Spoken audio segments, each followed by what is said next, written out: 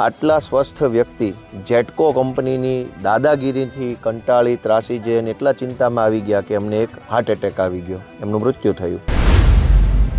અધિકારીઓ અહીંયા વીજ પોલમાં હાઈ ટેન્શન લાઇન જ્યારે જોડાણ કરવા માટે આવ્યા ત્યારે પણ પ્રોટેક્શન લઈને એને આવવું પડ્યું હતું, કારણ કે ખેડૂતોને માલિકીનું ખેતર હતું અને એમના પાકને નુકસાન થાય એમ હતું. એટલા માટે ખેડૂતો ઈચ્છતા નહોતા કે એના ખેતરમાંથી લાઇન આવે.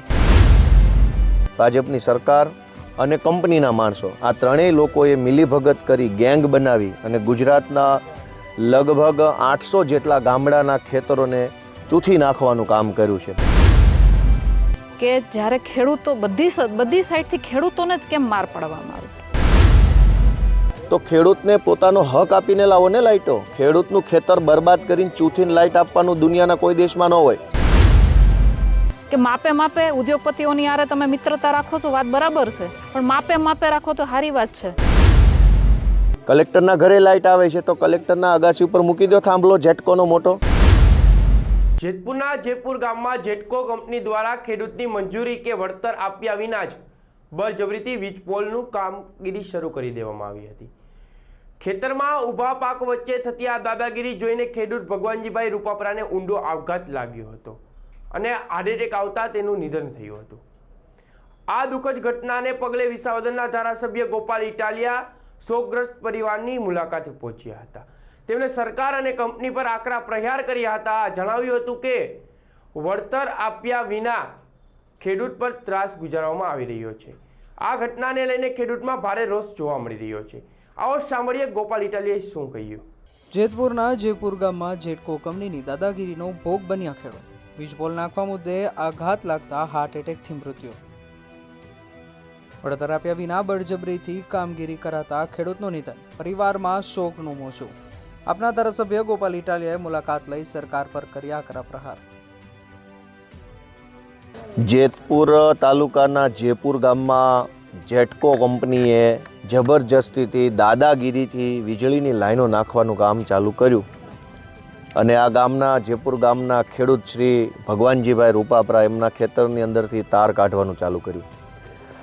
એમની મંજૂરી નથી, એમને પસંદ નથી, એમને પૂછવામાં આવ્યું નથી, એમને ત્યાં સર્વે થયો નથી, એમને કોઈ સહાય ચૂકવવામાં આવી નથી, કશું જ નહીં. સીધું જ પોલીસ લાવી દાદાગીરી કરી અને એકદમ ગુંડાગીરી સાથે લાઈન નાખવાનું કામ ચાલુ કરતા આ ભગવાનજીભાઈએ પોતાના ખેતરમાં ઘઉં વાવ્યા છે, શિયાળુ ઘઉં, અને એમાં ખૂબ મોટા પાયે નુકસાન થયું ઘઉંમાં.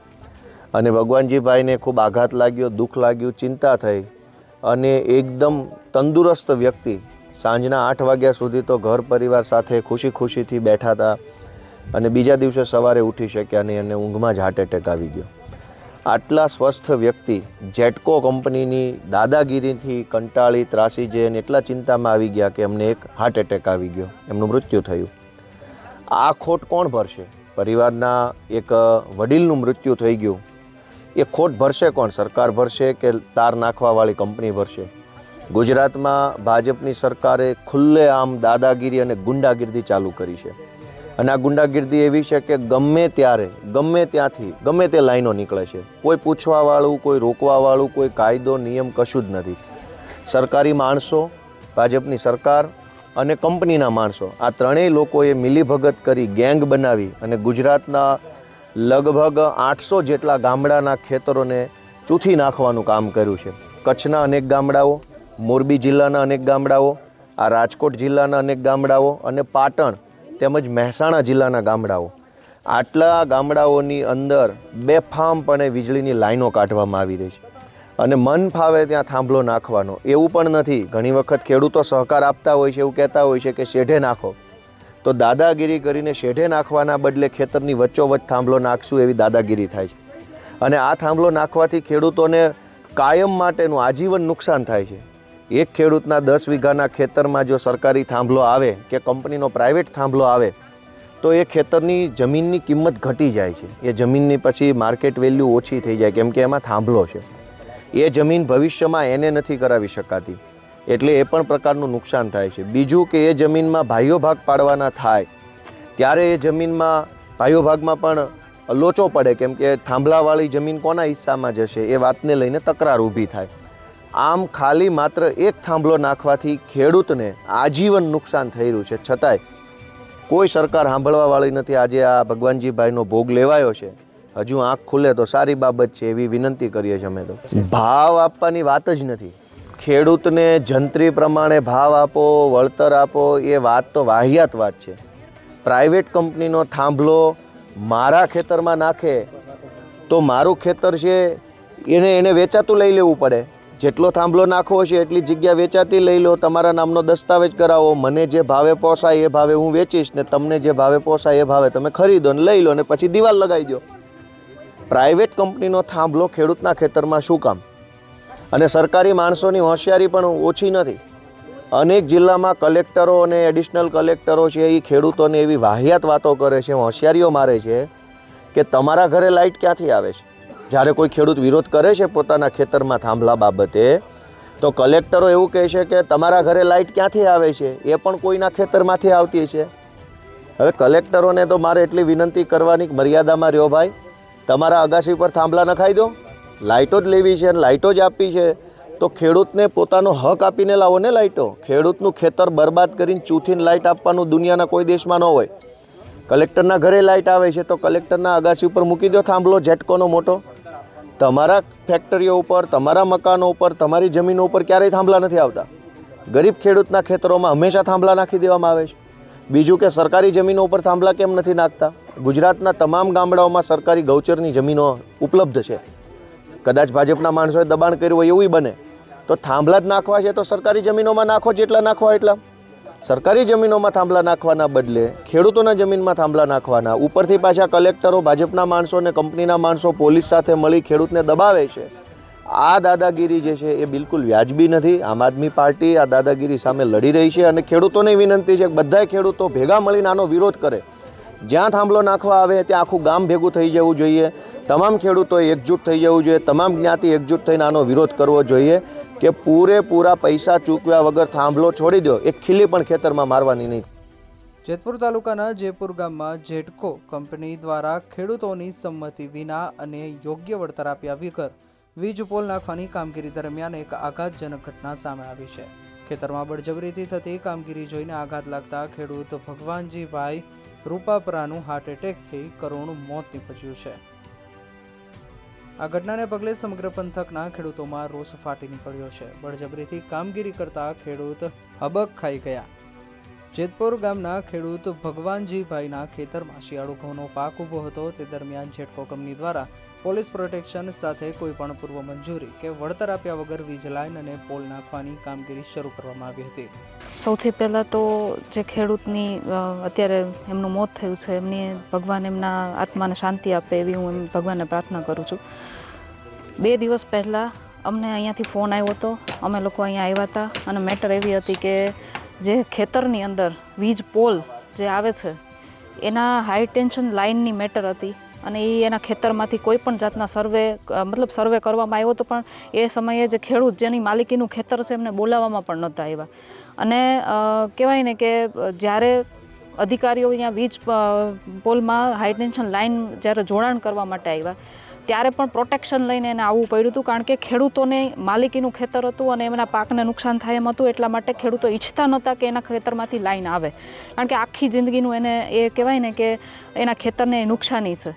એક તો એનું પોતાની માલિકીનું ખેતર, એની કોઈ પરમિશન લેવામાં ન આવે, એના ખેતરમાં વીજ પોલ નાખવામાં આવે અને ગમે ત્યારે એ લોકો મેન્ટેનન્સના નામે પણ ત્યાં જ્યારે આવતા હોય છે ત્યારે જે પાક હોય છે, જે ખેડૂતે પોતાની કહેવાય ને કે લોહી રેડીને પોતાની જિંદગી એમાં આખી થોપી દીધી હોય, એ પાકને નુકસાન થતું હોય એટલે ક્યારેય કોઈ ખેડૂત ના ઈચ્છે કે એના પાકને નુકસાની કરી અને આવા તાર એના ખેતરમાં નાખવામાં આવે. એ સમયે અમે એની સાથે હતા, અધિકારીઓ પણ ત્યાં આવ્યા હતા, પોલીસ પ્રોટેક્શન લઈને આવ્યા હતા અને અમે ખૂબ લડ્યા ત્યાં, ખૂબ લડાઈ કરી.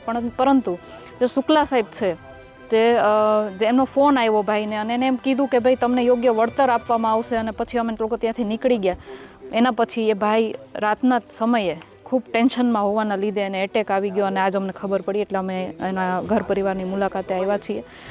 મારું કહેવાનું એટલું જ છે કે જ્યારે ખેડૂતો બધી સાઈડથી ખેડૂતોને જ કેમ માર પાડવામાં આવે છે. દરેક વખતે ખેડૂતો, બિચારો ગુજરાતનો ખેડૂત છે અત્યારે પીસાઈ રહ્યો છે, દરેક જગ્યાએથી પીસાઈ રહ્યો છે. સરકારને કોઈ જાતની કાંઈ પડી જ નથી. દર વખતે ખેડૂતને જ બધું જાતું કરવાનું. કંઈ પણ મેટર આવે, ભાવ ન મળે, એને કહેવાય ને કે એને યોગ્ય વળતર ન આપવામાં આવે, એને ત્યાં કાંઈ પણ એના ખેતરની અંદર સરકારી કાંઈ પણ કામ આવે તો ખેડૂતને પૂછવાનું નહીં, ખેડૂતની પરમિશન નહીં લેવાની. ખેડૂતને સમજી શું રાખ્યા છે? કીડા મકોડા છીએ કાંઈ અમે? જેમ મન પડે એમ રહેસી નાખો છો.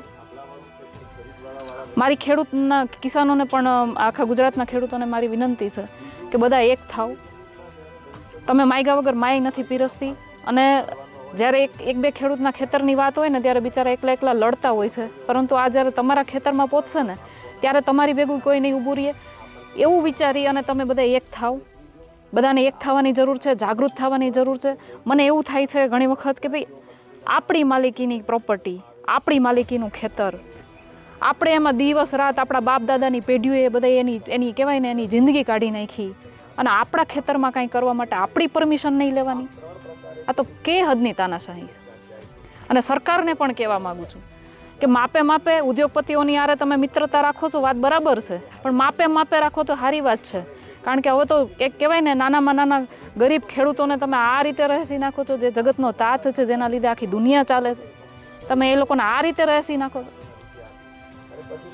ખેડૂતોનો જ્યારે ગુસ્સો આવશે, ખેડૂતોને જ્યારે કહેવાય ને કે એની પાસે કાંઈ નહીં રહે ને કરવા માટે, ત્યારે જ્યારે એ રોડ રસ્તા ઉપર આવી જાય ને ત્યારે ભાગવું વહમવું પડશે તમને લોકોને.